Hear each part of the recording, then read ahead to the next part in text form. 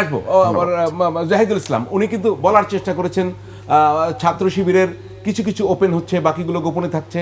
উনি কিন্তু কুয়েটের ঘটনায় বলছে সেখানে ছাত্র শিবির ওখানে মিশে গেছে। আপনার কি জবাব? আপনি ওনাকে কি একমত হবেন না কাউন্টার বক্তব্য দেবেন?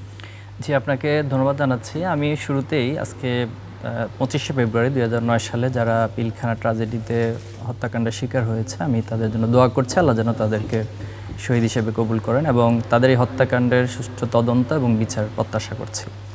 তো শুরুতে রাকিব ভাইকে খুব মন থেকে ধন্যবাদ দিব এবং ভালোবাসা জানাবো, শ্রদ্ধা জানাবো, সবই জানাবো যে উনি ভেদাভেদ ভুলে গিয়ে আমাদেরকে ঐক্যের বিষয়টা নিয়ে এসেছেন সামনে।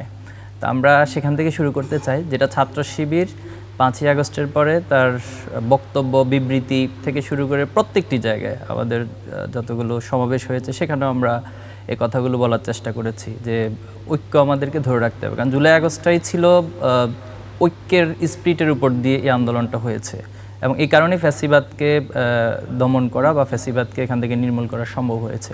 কিন্তু আমাদের সামনে জার্নিটা এখনও অনেক বড়।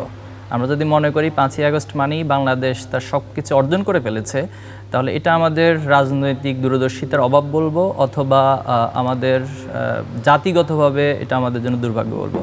তো সে জায়গা থেকে আমি ঐক্যের প্রশ্নটার জন্য রাকিব ভাইকে আবারও ধন্যবাদ জানাচ্ছি এবং সেদিকে আমরা যেতে চাই। আমরা একটু যদি কুয়েট থেকে শুরু করতেন, যেখানে ছাত্রদল বলছে যে গোপন থেকে ওপেন হয়েছে বা এখনো গোপন আছে।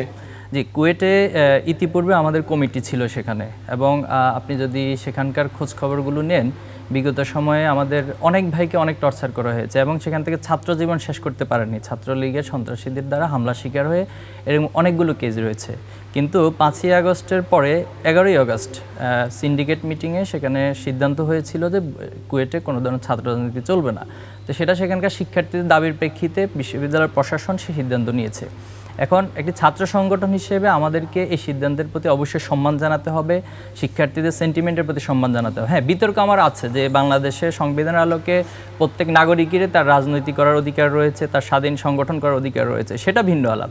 কিন্তু যেহেতু বিশ্ববিদ্যালয় প্রশাসন এই সিদ্ধান্ত নিয়েছে, আমরা সেটার প্রতি সম্মান জানিয়ে সেখানে আমাদের কোনো কমিটি আমরা দেইনি।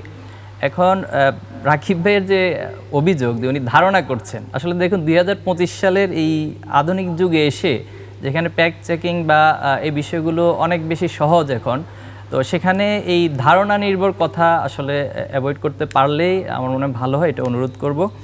আর সেখান থেকে উনি কথা কাটাকাটির একটা বিষয় এনেছেন যে বৈষম্য বিরোধী এবং সাধারণ শিক্ষার্থীদের সাথে ছাত্রদলে যারা ছিল তাদের কথা কাটাকাটি হয়েছে। এখন কথা কাটাকাটি হচ্ছে একটা বিষয়, আর আপনি অস্ত্রশস্ত্র নিয়ে হামলা করাটা কিন্তু টোটালি ডিফারেন্ট একটা ইস্যু। তো একটা জায়গায় তো কথা কাটাকাটি হতে পারে, আমাদের টকশোর মধ্যেও তো অনেক সময় কথা কাটাকাটি হয়, কিন্তু এর মানে তো এই না যে আমি আরেকজনকে শারীরিকভাবে গায়ে হাত তুলবো অথবা সেখানে অস্ত্র, যেটা আমরা প্রমাণিত, এটা নিয়ে আর বলতে চাই না। তো সে জায়গা থেকে আমি মনে করি যে ছাত্র শিবির তার সকল কার্যক্রমগুলো 5ই আগস্টের পরে আমরা স্বাভাবিকভাবেই করছি এবং ছাত্র রাজনীতি শিক্ষার্থীরা যা চায়, আমরা যদি বলি যে তারা কী চায়, সেই শিক্ষাবান্ধব কর্মসূচি চায়। এখন আসলে শোডাউনের সেই রাজনীতিগুলো শিক্ষার্থীরা চাচ্ছে না। এটা রাকিব ভাই উপলব্ধি করেন, আমি উপলব্ধি করি, আপনি উপলব্ধি করেন, সবাই উপলব্ধি করছে। তাহলে শিক্ষার্থী বান্ধব যে কর্মসূচি আমরা বারবার বলেছি, যেমন আমরা যে কর্মসূচিগুলো পালন করেছি, যদি আমরা উল্লেখযোগ্য বলি যে 5ই আগস্টের পরেই আমরা সারা দেশে গায়েবানা জানাজা আয়োজন করেছি, শহীদ পরিবার এবং আহতদের সাথে সাক্ষাতের আমরা কর্মসূচি পালন করেছি।